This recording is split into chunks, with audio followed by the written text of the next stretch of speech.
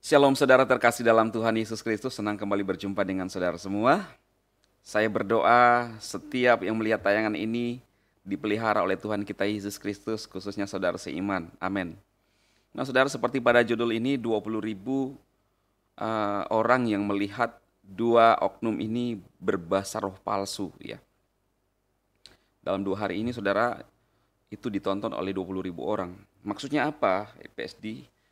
Maksud saya adalah hati-hati, ya,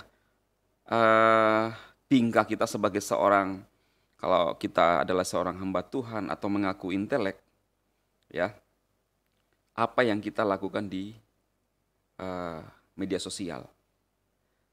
Jadi 2 orang ini sering mengejek karismatik dan saudara lihat aksi mereka, ya. Kita lihat cuplikannya.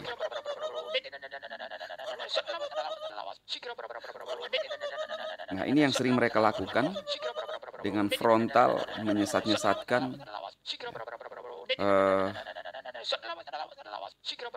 gereja karismatik dan Pantekosta, kalimat-kalimat yang meremehkan, mengatakan bahwa berpuluh-puluh tahun bohong dengan bisa melakukan mujizat, berbahasa roh palsu, bahkan meniru-nirukan dengan gaya-gaya yang mengejek. Ya, saudara sudah lihat, ditonton 20.000 orang, dan saudara akan lihat tanggapan komentar di video ini, saudara. Ya, jadi saya ingin 2 orang ini minta maaf kepada karismatik dan Pantekosta dan stop nyinyir.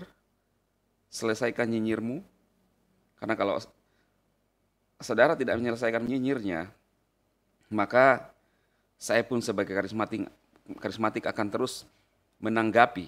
Sebagai sebab akibat kalian menyerang, saya akan menanggapi, ya. Saya tidak akan pernah menyerang kekristenan yang lain, saudara. Saya hanya meluruskan pernyataan orang-orang yang menurut saya kacau dalam memberikan ajaran. Saya pun punya pengalaman supranatural tentang keimanan saya, dan saya bisa meluruskan semua.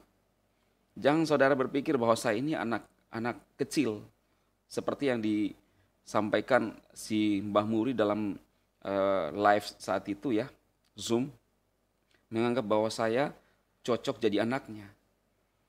Saya sudah bertobat sekitar tahun 98, saudara. Tahun 98, sejak selesai SMP, masuk SMA, saya sudah memberikan hidup saya sungguh-sungguh kepada Tuhan, dan saya banyak pengalaman adikodrati. Nah, itu perlu juga saya sampaikan. Maka saya sebagai karismatik perlu berbicara, tidak ada salahnya. Karena kita ini hidup di media sosial, zaman digital, era digital, orang bisa beranggapan atau orang bisa memilih, ya.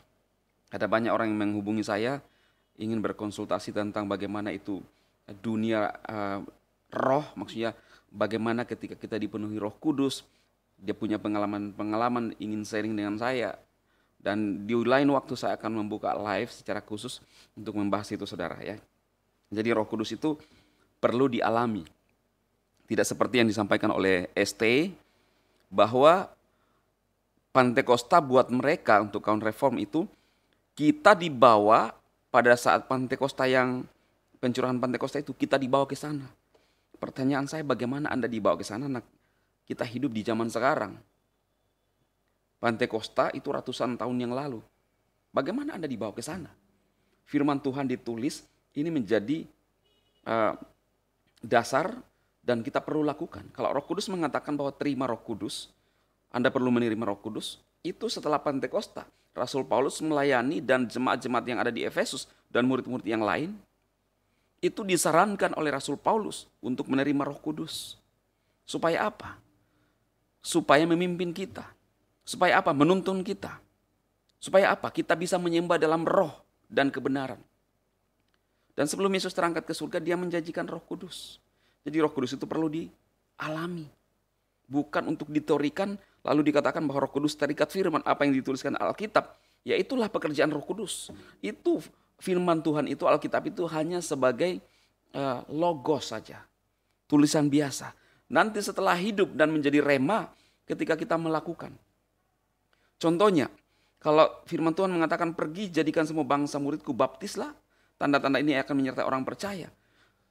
Itu tidak akan pernah berlaku kalau kita tidak mengambil dan melakukan firman itu. Tidak akan berkuasa kalau kita hanya mendengarkan dan membaca dan sebagai cerita. Kita tidak akan pernah mengalami kuasa dan melihat kuasa itu terjadi dalam hidup kita ketika kita tidak pernah mempraktikkan firman. Letakkan tangan atas orang sakit dan orang itu sembuh di dalam nama Yesus. Tidak akan pernah terjadi kalau tidak dilakukan. Jadi saudara, firman Tuhan itu harus dilakukan dalam hidup kita. Semoga apa yang saya sampaikan singkat ini firman Tuhan memberkati saudara semua dan terimalah Roh Kudus. Hiduplah dalam pimpinan Roh Kudus setiap hari. Ya. Dan kita lihat komentar-komentar dari saudara seiman di berbagai daerah di Indonesia, bahkan video-video saya ditonton juga di keluar Indonesia saudara ya. 2 hari jangkauannya 20.000 itu di Fanspage. Saudara bisa mendukung Fanspage saya dan juga YouTube saya, share sebanyak-banyak untuk memberkati saudara-saudara kita. Mari kita menjadi umat-umat Tuhan yang waras, saudara. Percaya kepada firman Tuhan. Bukan lebih percaya kepada doktrin teologi yang membingungkan. Kita lihat aja firman Tuhan. Saudara berdoa, minta Tuhan, Roh Kudus pimpin saya untuk belajar firman-Mu. Sehingga saya tahu apa yang Tuhan mau dalam hidup saya. Itu simple. Tuhan itu mengerti isi hati kita, saudara. Selamat menyaksikan. Tuhan memberkati.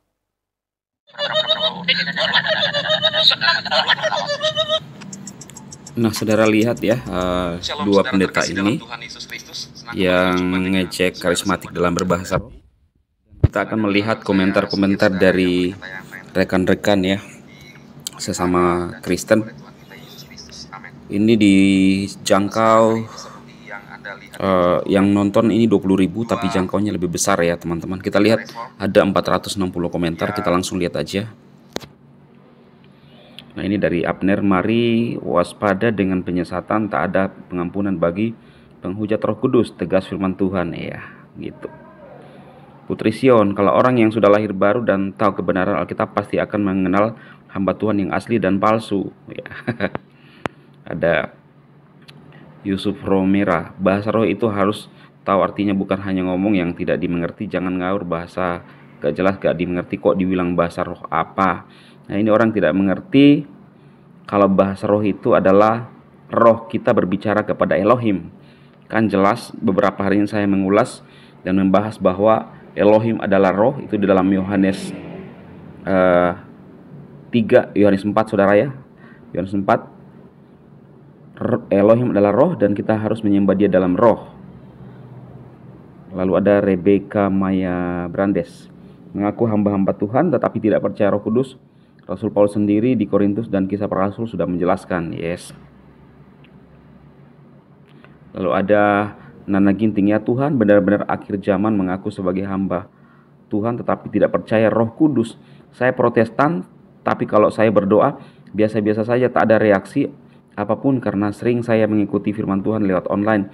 Karena saya di perantauan saya ikuti online itu pendeta karismatik, makanya saya ada kenyamanan, terberkati, doa saya dikabulkan. Saya tahu bersyukur itu karena saya selalu mendengarkan firman Tuhan oleh pendeta karismatik. Ya, ini dari Nana Ginting, benar ya. Oke. Lalu ada Darwin Siahaan, harusnya sebagai hamba Tuhan yang mengerti firman Tuhan, tugasnya memberitakan firman Tuhan ke semua orang, bukan menghujat Roh Kudus. Hati-hati tanpa disadari menjadi hamba iblis. Benar. Ini ada dari Dani Kulit. Kacau pendeta-pendeta sekarang ya, suka menghina bahasa roh. Ya, banyak sekali ya saudara. Tris Ndese, Tuhan Yesus ampuni kesalahan yang fatal terjadi menghujat Roh Kudus. Ya, Roh Kudus ini. Kemudian ada dari Remli Wardana Walewangko, sebaiknya para pendeta HT Hamba Tuhan tetaplah pada posisi talenta dan karunia yang Tuhan berikan, jangan menghakimi, sebab setiap gereja punya dasar firman yang dipegang untuk menjadi patokan dalam beribadah. Seharusnya umat Kristen bersyukur, kita tinggal memilih gereja cara ibadah yang sesuai keinginan kita. Yang tidak mau dengan musik yang ramai, ada gereja yang musiknya lembut. Yang tidak suka dengan banyak gerak dan berdiri lama, ada gereja yang tidak banyak gerak dan kebanyakan duduk. Tinggal pilih selera kita yang mana yang membangun iman kita, dan semua oke-oke saja dan sah-sah saja di mata Tuhan selagi gereja itu menyembah dan mempermuliakan nama Tuhan. Yes. Nah, ini saudara, komentar ini 400, kalau saya bacakan semua memakan banyak waktu ya. Saudara tinggal melihat komentarnya saja di video itu.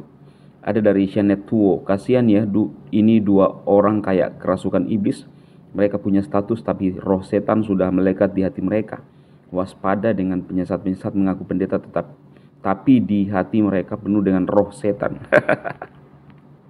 Aku mau melihat, malu saya seorang hamba Tuhan mampu mengejek. Aduh. Ya, itulah. Hati-hati menghina Roh Kudus meski. Jadi ini jemaat-jemaat kok lebih sadar ya, lebih mengerti daripada mereka ini ya saudara. Inilah komentar yang saudara lihat. Saudara bisa melihat sendiri di video ini, jangkauannya itu 20 sampai 30 ribu dan ditonton 20 ribu orang dalam 2 hari ya saudara ya. Oke, semoga saudara bisa menimbang dan melihat buah dari hamba-hamba Tuhan. Tujuan saya ini adalah untuk menanggapi pernyataan-pernyataan mereka yang sering menyesatkan Pentakosta dan karismatik. Ya, kalau saya, saudara, kita adalah satu tubuh. Selama kita percaya kepada Yesus adalah Tuhan dan berasal dari Elohim, apapun cara-cara kita, reaksi-reaksi tubuh kita, itu tidak ada masalah, saudara. Bahkan Rasul Paulus sendiri, ketika Tuhan menjamah dia dan Tuhan berbicara kepada dia, Rasul Paulus rebah dan menjadi buta, saudara. Ya. Apalagi hanya reaksi-reaksi tubuh. Ya, semoga ini memberkati saudara semua. Jangan lupa share video ini dan selalu dukung untuk memberkati saudara-saudara seiman di luar sana. Tuhan memberkati.